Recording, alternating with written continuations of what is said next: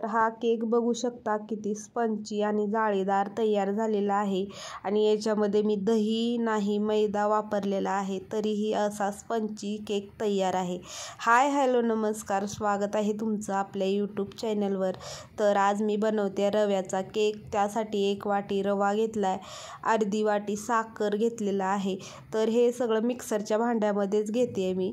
तर बघा, रवा आणि साखर घालून झाल्यानंतर याच्यामध्ये 2 चमचे व्हॅनिला फ्लेवरचं कस्टर्ड पावडर घालून घेतलेला आहे। कस्टर्ड पावडर ऐवजी तुम्ही इथं कॉर्नफ्लॉवरही घालू शकता। त्यानंतर 2 चमचे मिल्क पावडर घातलेलं आहे। आता मिल्क पावडर घातल्यानंतर बघा, याच्यामध्ये एक अर्धा वाटी मी दूध घालून घेणार आहे। तर आता दूध घालून झाल्यानंतर 1-2 चमचे तेल घातलेलं आहे। तुम्ही तेलाऐवजी तुपाचाही वापर करू शकता। तर आता इथं आपण दही वापरणार नाही आहे, तर त्यासाठी काहीतरी आंबट लागतं, त्यासाठी मी इथं एक अर्धा चमचा लिंबाचा रस घालून घेतलेला आहे।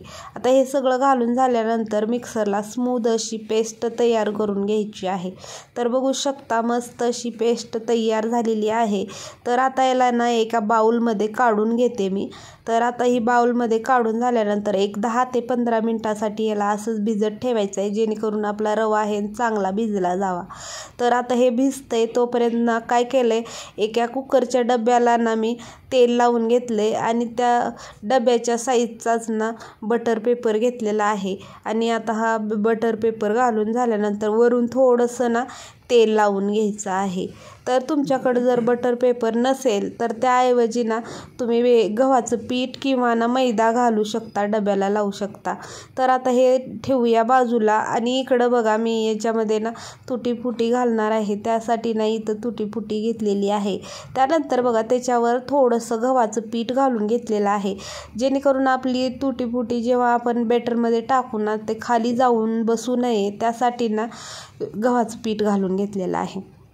आता याला पीठ लावून झाल्यानंतर ही बॅटरमध्ये घालून घेऊया आणि छान असं मिक्स करून घ्यायचं आहे। सगळ्या बॅटरमध्ये तुटी फुटी चांगली अशी मिक्स झाली पाहिजे। तर आता इथं कुकर ठेवलेला आहे, याच्यामध्ये स्टँड ठेवून घेतला मी आणि एक 5 मिनिट ह्याला चांगलं असं कुकरचं झाकण लावून गरम करून घेऊया। शिट्टी पण काढून घ्यायची आहे, वायसर पण काढून घ्यायचं आहे कुकरचं। तर बघा, आता याच्यामध्ये एक छोटा चमचा बेकिंग सोडा घालायचं आहे। एक मोठा चमचा आहे बघा, अर्धा चमचा घेतला, हे बेकिंग पावडर घालून घ्यायचं आहे। आता हे घालून झाल्यानंतर छान आता बघा, बेकिंग पावडर आणि बेकिंग सोडा घातल्यानंतर छान असं मिक्स करून घ्यायचं आहे। आणि आता हे मिक्स करून झाल्यानंतर बघा, याला जास्त वेळ ठेवायचं नाही आहे, लगेच आपल्याला या डब्यामध्ये काढून घेऊया। तर आता याच्यावर तुटी फुटी घालून घ्यायची आहे। तुम्ही याच्यावर ड्रायफ्रूट हे घालू शकता किंवा चेरीज घालू शकता।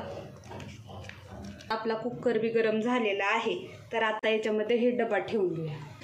तर बघा, आता हे डबा ठेवून घेतलेला आहे। ह्याला एक 10 ते 15 मिनिटासाठी कुकरचं झाकण लावून बेक करून घ्यायचं आहे।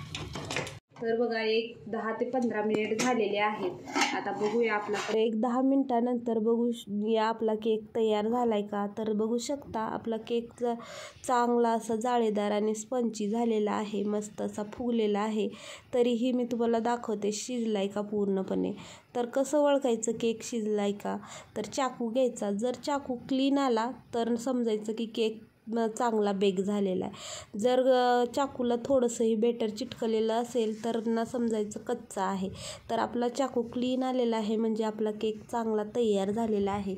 आता याला काढून घेते मी कडेला आणि काढून घेतल्यानंतर तुम्हाला दाखवते आपला केक किती फुगलेला आहे आणि जाळीदार तयार झालेला आहे दाखवते।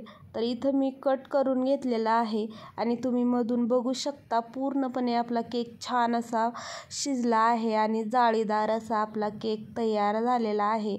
तर सेम बेकरीत जसा भेटतो ना, सेम त्याच पद्धतीचा आपला केक तयार झालेला आहे आणि कुणाला कळणार पण नाही की तुम्ही हा केक घरी बनवलेला आहे.